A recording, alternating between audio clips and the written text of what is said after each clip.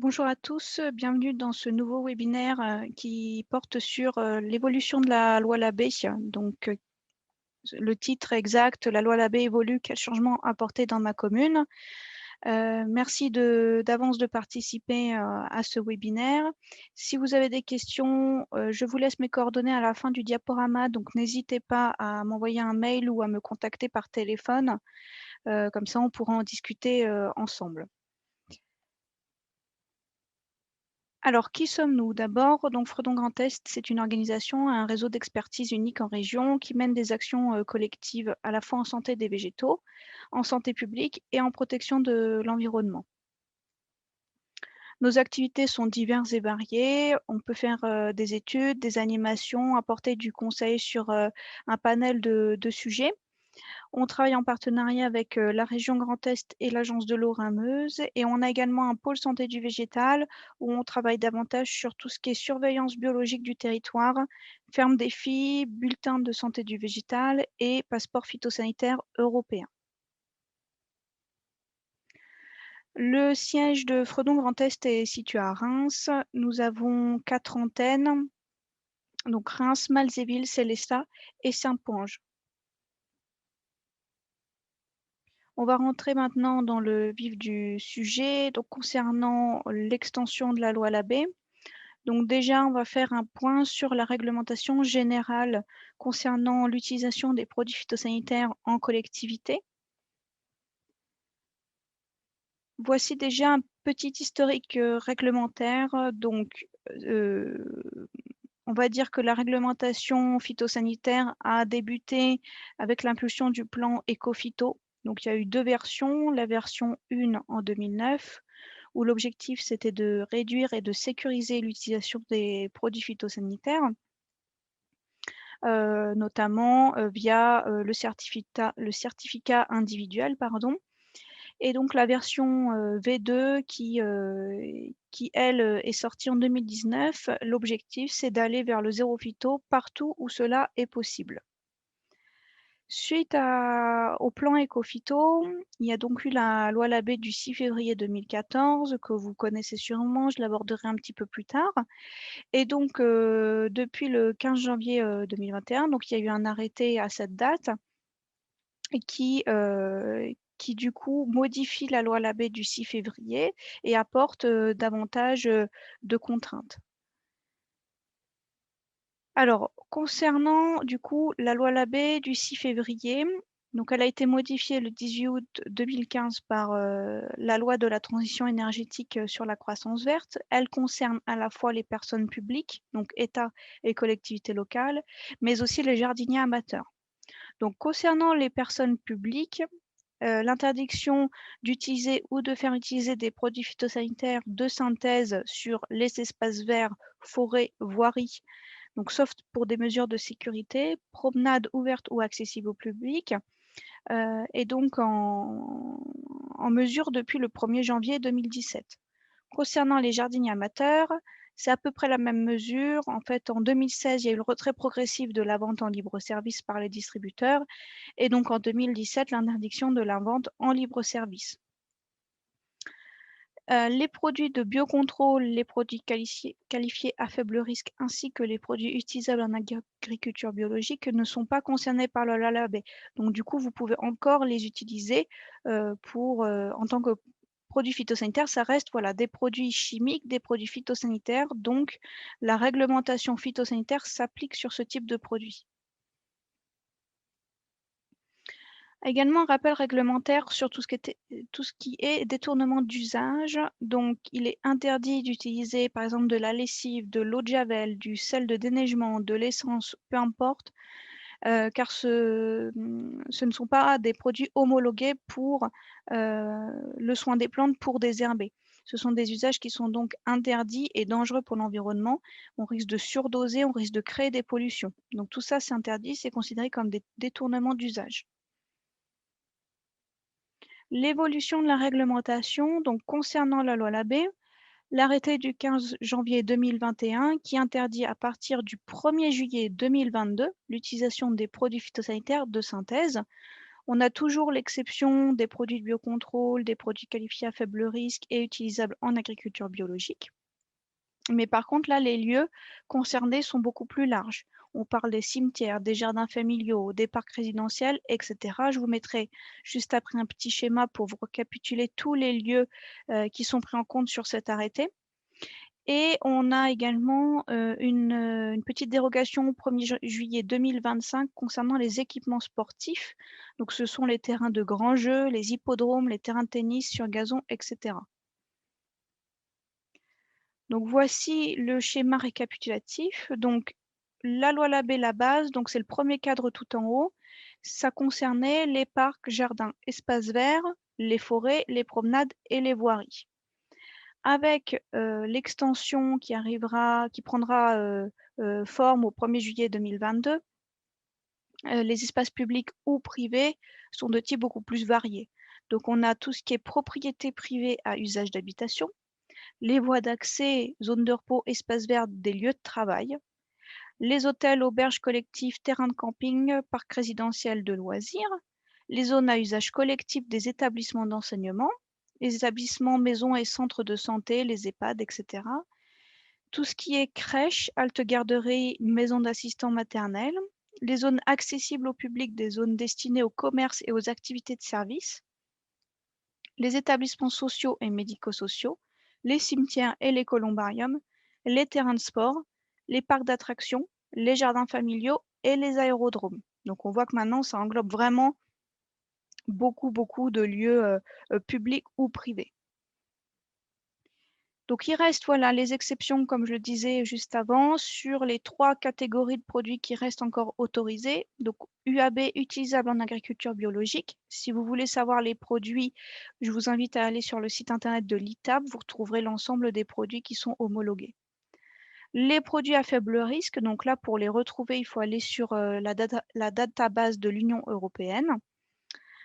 Et vous avez également les produits de biocontrôle. Et donc là, c'est des DGAL qui sortent régulièrement mis à jour. Donc c'est au niveau de l'État français. Pour avoir un peu plus de renseignements sur les produits phytosanitaires, il est essentiel de regarder l'étiquette ou le bidon ou le carton du produit. Sur ces étiquettes, vous allez retrouver le numéro d'homologation du produit phytosanitaire. C'est ce que je vous ai mis en photo avec la première flèche, le numéro d'AMM. C'est un numéro à 7 chiffres, et ce qui fait que ça vous permet d'aller chercher ce numéro pour savoir si le produit est homologué ou pas. Est-ce qu'il est considéré en utilisable en agriculture biologique? Est-ce que c'est un biocontrôle, etc. Ça va vous donner beaucoup d'informations derrière. Ici, sur cette étiquette, c'est un exemple de produit à base d'acide pélargonique. On peut le voir, composition 500 grammes par litre d'acide pélargonique. Donc l'acide pélargonique, c'est donc un produit de biocontrôle. Vous avez également tout ce qui est conditions d'utilisation, dosage, délai de réentrée, les EDNT qu'on abordera un petit peu plus tard, etc. Et vous avez également tout ce qui est classement toxicologique. Donc on voit que même un produit de biocontrôle, il y a quand même un classement toxicologique, c'est dangereux pour sa santé et pour l'environnement. C'est pour ça que c'est considéré comme un produit phytosanitaire et il faut appliquer la réglementation en vigueur. Avec le numéro d'homologation, le numéro à 7 chiffres, vous pourrez aller sur le site internet ifi.anses.fr. Vous pourrez rentrer dans la barre de recherche le numéro d'homologation pour trouver la fiche du produit avec les usages. Et vous verrez qu'il y a donc des petits logos. Par exemple, la petite coccinelle, ça montre que c'est un biocontrôle. Voilà, ça vous permet d'avoir un petit peu plus de renseignements. Et surtout, on voit que le produit est autorisé, donc on peut l'utiliser en tant que produit phytosanitaire. Vu que c'est un produit phyto, donc il y a également des mesures de sécurité, de stockage et de formation qui sont obligatoires à respecter. On doit stocker les produits dans une armoire métallique fermée à clé, avec bac de rétention, aéré, etc. Donc maintenant, il y a des petites armoires qui sont faites exprès. quand vous utilisez ce type de produit, vu que c'est dangereux pour à la fois l'environnement et la santé, l'idée c'est de se protéger un maximum, donc d'utiliser des EPI adaptés. Donc voilà comment on devrait traiter quand on utilise des produits phyto. Donc avec une combinaison imperméable, des gants imperméables, des lunettes bien protectrices, un masque à cartouche A2P3 et des bottes. On ne les voit pas sur la photo et des bottes S5, P5. Vous devez également être certifié pour l'utilisation des produits phyto ou pour l'achat également. C'est ce qu'on appelle le certifito. Il y a plusieurs catégories suivant votre domaine d'utilisation. Il y a du coup une première exception sur les lieux. Donc on a vu qu'il y avait des exceptions au niveau des types de produits. Maintenant, on va passer aux exceptions au niveau des lieux. Donc les premières exceptions, ce sont les enjeux de sécurité. Donc il peut y avoir des enjeux de sécurité sur tout ce qui est voirie, sur les lieux de travail ou les aérodromes. Sur les lieux de travail, c'est par exemple s'il y a un poste électrique, vu que c'est dangereux, là on peut utiliser des produits phyto. Pareil sur la voirie, si ça demande pas mal d'entretien et que c'est difficile d'accès, on peut utiliser des produits phytosanitaires. Voilà la première exception. La deuxième, ce sont au niveau des établissements sportifs. Donc comme on l'a vu en fait, donc tous ces lieux seront concernés par l'extension de la loi Labbé au 1er juillet 2022 jusqu'au 1er janvier 2025 dans les terrains de grands jeux, pistes d'hippodrome, les terrains de tennis sur gazon dont l'accès est réglementé, maîtrisé et réservé aux utilisateurs, et enfin tout ce qui est golf, practice de golf, uniquement s'agissant des départs green et fairway. Après 2025, ça va également dépendre des solutions alternatives qui sont disponibles. L'interdiction ne s'appliquera pas aux équipements sportifs figurant sur une liste établie par le ministère des Sports et de l'Environnement, pour lesquels aucune solution alternative ne permettrait d'obtenir la qualité requise pour les compétitions officielles. Pour récapituler, donc les lieux pouvant être traités avec des produits phytosanitaires de synthèse. Donc aujourd'hui, on peut encore utiliser ce type de produit sur les voiries dangereuses, les cimetières sans usage de promenade, les terrains de sport pouvant être fermés au public. À partir du 1er juillet 2022, les types de lieux vont changer. On peut encore traiter les voiries dangereuses, on peut traiter encore les aérodromes et certains lieux de travail. Également au niveau des terrains de sport, comme on l'a vu précédemment, on peut encore le traiter jusqu'au 1er juillet 2025. Et puis, on pourra encore utiliser ce type de produit sur les équipements sportifs où aucune solution alternative ne permettrait d'obtenir donc la qualité requise pour les compétitions officielles. Maintenant, on va passer sur les ZNT, donc les zones non traitées. Donc, il existe plusieurs restrictions. D'abord, au niveau des zones non traitées à proximité des milieux aquatiques. Donc, les zones aquatiques qui sont visibles au 1,25 millième sur une carte. Sur chaque produit, sur chaque bidon, sur chaque carton, vous allez avoir forcément une ZNT qui est notée. Ça peut être 5 mètres, ça peut être 100 mètres, ça peut être 200 mètres, suivant la toxicité du produit. L'idée, c'est de respecter donc une zone qui ne sera pas traitée avec le produit comme on peut le voir sur le schéma.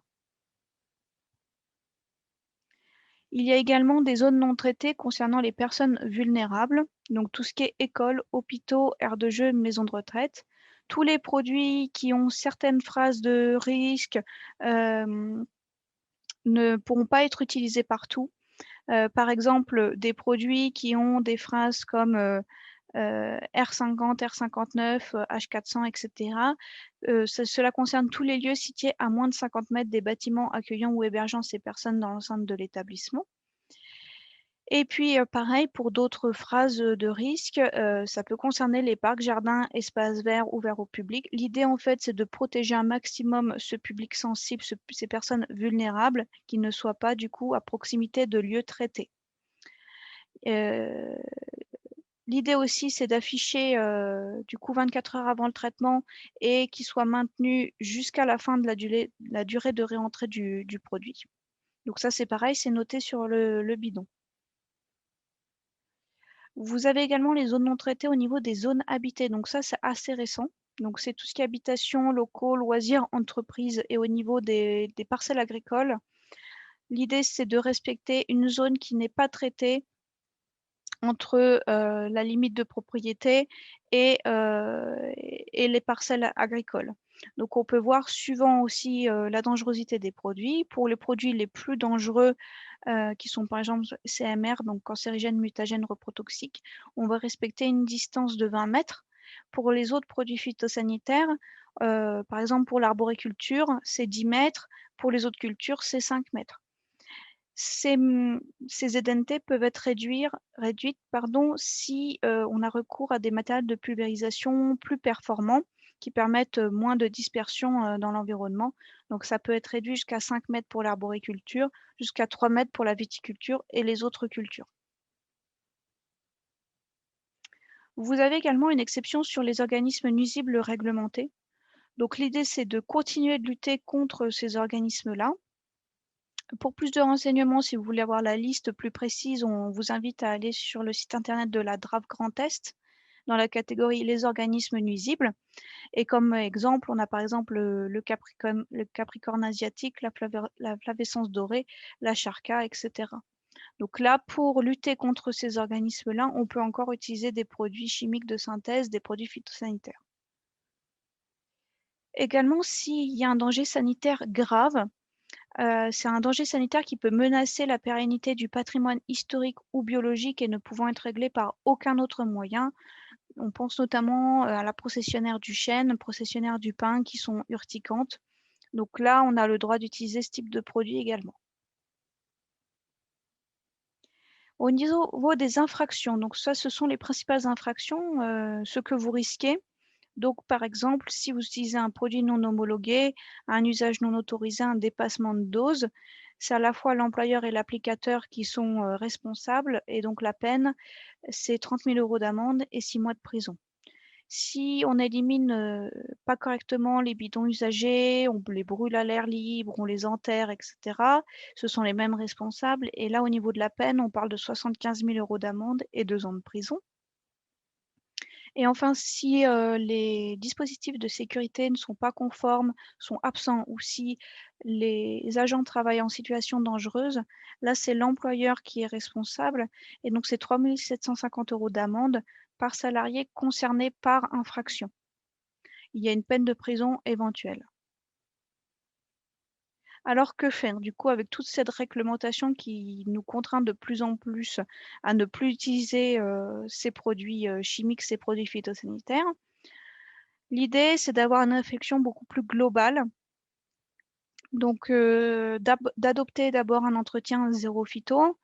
On va essayer également d'intégrer une gestion alternative des eaux de pluie, une conservation de la biodiversité, une gestion écologique des espaces verts et surtout une collaboration avec l'ensemble des acteurs, donc les élus, les agents, les associations, les riverains, etc.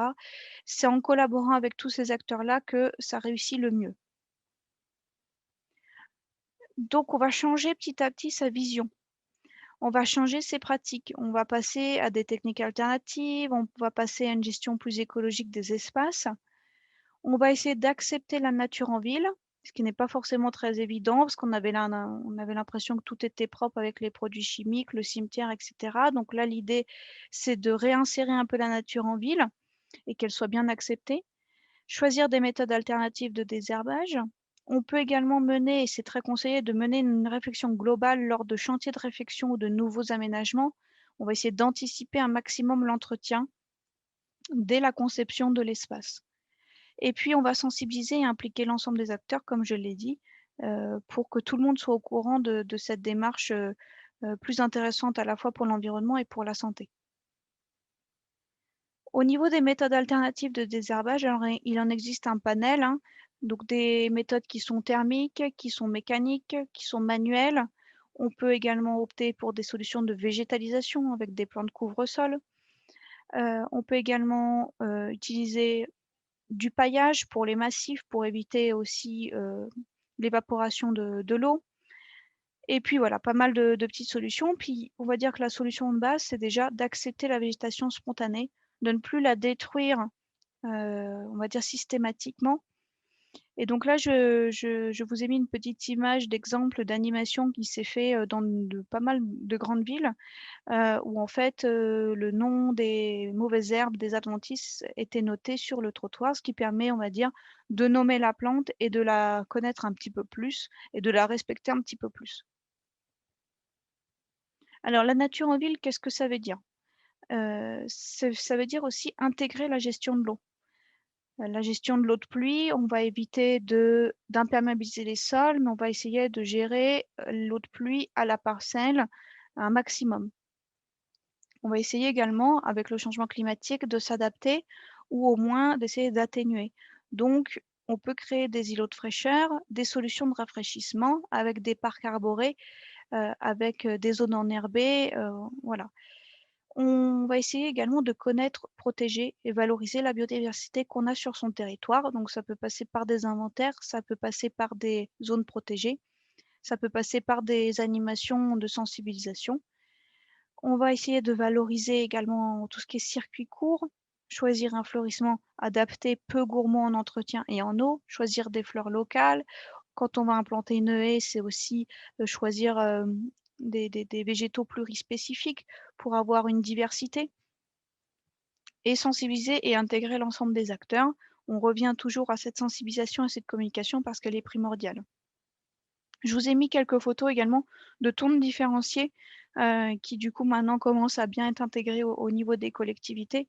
Donc l'idée c'est de gagner du temps en tonte et de favoriser la biodiversité sur ces espaces en fauche. C'est intéressant à la fois pour les insectes, mais aussi pour les oiseaux et pour les petits mammifères.